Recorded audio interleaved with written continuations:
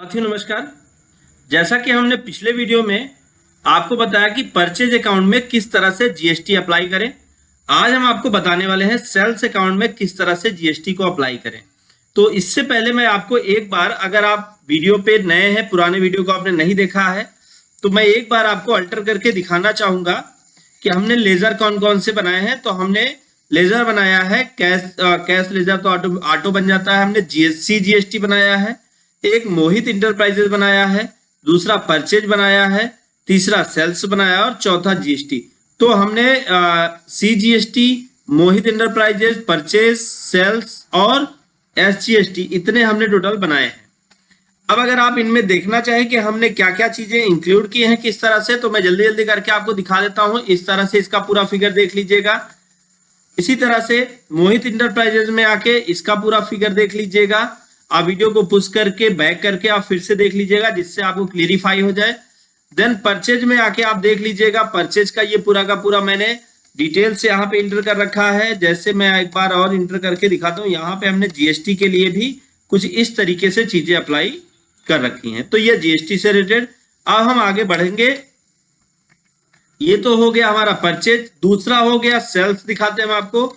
Sales में भी same चीजें हमने अप्लाई कर रखी हैं, एक्स्ट्रा कुछ नहीं कर रखा है, सेम वैसे ही है।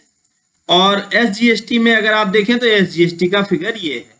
तो इस तरह से हमने इसको पूरा का पूरा सेट कर रखा है। अब हम एक बार स्कैप होते हैं, बैक करते हैं स्कैप करके, और फिर उसके बाद यहाँ पे अगर हम बात करें यहाँ पे, अच्छा जैसे परचेज अकाउंट, परचेज लेजर भी देख लीजिए। परचेज और मोहित इंटरप्राइजेज नहीं दिखाया, तो मोहित इंटरप्राइजेज ये है, इसमें हमने सडनली क्रेडिटर से बना रखा है।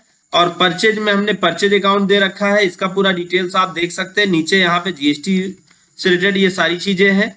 इसी तरीके से फिर हमने एक ग्रुप भी बनाया है, कंप्यूटर पार्ट्स, चूंकि हम यहाँ पे जो सेल आउट कर रहे हैं वो कंप्यूटर का है।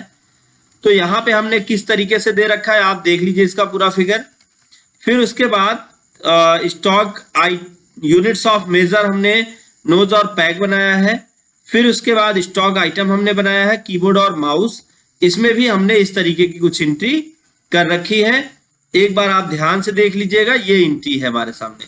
तो ये हमने पूरी एंट्री कर रखी है। इस तरीके से सारी चीजें हमने बना रखी हैं। बनाने के बाद अब अगला काम, हम वाउचर में आए थे और यहां से हम आपको डे बुक में चल के आपको परचेज अकाउंट का पूरा डिटेल्स दिखा देते हैं। देखिए परचेज में हमने ये ट्रांजेक्शन कर रखा है और इस तरीके से उसका पूरा ट्रांजेक्शन हुआ है, जिसमें जीएसटी पूरा ऑटोमेटिक जोड़ के दे दिया है। अब इसी तरीके से अब हम यहाँ सेल्स अकाउंट भी देखेंगे कि सेल्स अकाउंट का हम यूज कैसे करें। तो सबसे पहले हम वाउचर में चलते हैं।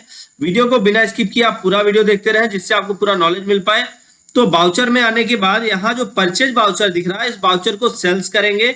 बटन बार पर आप सेल्स को सिलेक्ट करें, कीबोर्ड से F8 की को प्रेस करें। अब ये देखिए आप सेल्स वाउचर आ गया। अब सबसे पहले पार्टी नेम, किस पार्टी को आपका जो पार्टी नेम है वो आप सेलेक्ट करें। तो किस पार्टी को प्रोडक्ट सेल किया जा रहा है वो आप ले लें यहाँ पे। फिर उसके बाद यहाँ पे पूरा डिटेल आप भर लें और फिर उसके बाद यहाँ पे सेल्स लेजर, कौन सेल कर रहा है तो सेल्स लेजर। सेल्स यहाँ पे अगर आपने किसी का नाम लिख रखा है तो वो नाम यहाँ पे सेलेक्ट कर लें। फिर स्पेस की को आप प्रेस करें। स्पेस की को प्रेस करने के बाद आप सेल आउट क्या कर रहे हैं, जैसे कीबोर्ड कर रहे हैं तो कितना नोज, जैसे हमने 10 नोज खरीदा था तो हम 10 के 10 सेल कर दे रहे हैं। तो 10 एक का रेट हमने जो दिया था, एक बार मैं आपको रेट का अगर कंफ्यूजन हो तो मैं आपको फिर से एक बार दिखा दूं। रेट क्या दिया था हमने, कीबोर्ड का जो रेट हमने दिया था 400 और माउस का जो रेट दिया था हमने 300 दिया था। टोटल जीएसटी दोनों के 1830 रुपए बन गया था जीएसटी, 1260 रुपए। तो इसी तरीके से अब हम यहाँ पे इसे हम जब सेल्स वाउचर में यूज करेंगे तो ये देखिए कैसे यूज करेंगे। तो जब हमने यहाँ पे मोहित इंटरप्राइजेस सेलेक्ट कर लिया, फिर इधर आप अपने अकॉर्डिंग सारा डिटेल फिल कर लीजिएगा। अगर कहीं पे आपको कोई प्रॉब्लम हो, ये चीजें ना समझ में, हमें कमेंट बॉक्स में बताइएगा, हम आपकी और ज्यादा मदद कर पाएंगे। क्योंकि जब तक आपकी प्रॉब्लम्स हमको नहीं समझ में आएंगी तब तक हम उसके विषय में आपको वीडियो नहीं दे पाएंगे और एक्सप्लेन नहीं कर पाएंगे। तो अब यहाँ पे सेल्स को हम सेलेक्ट करते हैं, देन हम स्पेस की को प्रेस करते हैं और यहाँ पे कीबोर्ड। अब मान लीजिए 10 के 10 हमने सेल कर दिए। तो जैसे अगर हमने कीबोर्ड को 400 रुपए में खरीदा तो श्योर सी बात है कि हम उसमें कुछ ना कुछ प्रॉफिट लेके ही बेचेंगे। तो मान लीजिए कि हमने 450 रुपए का एक पीस बेचा, तो टोटल 4 कितना हो गया, 10 पीस बेच दिया तो 4,500 रुपए हो गया। इसी तरीके से माउस में अगर आप देखें तो माउस कितने का लिया था, तो वहां पे हमने माउस 300 का खरीदा था, तो यहां पे हम 350 रुपए का बेच रहे हैं। तो अब देखिए, सॉरी 350 निगेटिव अमाउंट हो गया, तो 10 ही बेच रहे हैं, लेकिन अमाउंट क्या है 350 रुपए। तो अब अगर आप देखेंगे यहां पे तो ये कितना हो गया, टोटल 8,000। तो हमने कमाया था, हमने 7,000 का खरीदा था, 8,000 का बेच लिया। अब इंटर किया, एक बार और इंटर करें, एक बार इंटर करके दोबारा फिर इंटर करें। अब जब आप इस एरिया पर आ जाए तो स्पेस की को प्रेस करें। अब आते हैं जीएसटी अप्लाई करते हैं। सबसे पहले सीजीएसटी, तो जैसे हमने सीजीएसटी लगाया, जो वहां 630 बन रहा था, ऑटोमेटिक जीएसटी बढ़ जाएगा, चूंकि यहां पे रेट बढ़ गया। तो अब हम इंटर करते हैं, फिर उसके बाद एसजीएसटी, एसजीएसटी भी बढ़ गया। अब आप ये सोच रहे होंगे कि यहां पे बढ़ गया, लेकिन इससे हमारा कोई नुकसान नहीं है। लेकिन मैं आपको बता दूं कि ये जो जीएसटी बढ़ गया, इस जीएसटी में जैसे आपने 12 टोटल जो जीएसटी बना था वो कितना बना था, वो बना था 630, सॉरी 630 1260 जीएसटी अमाउंट बना था 18% के अकॉर्डिंग।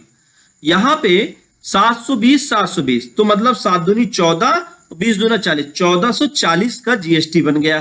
तो अब आपका कितना 1260 में 1400 कितना हो गया, 1440 माइनस कर दीजिए।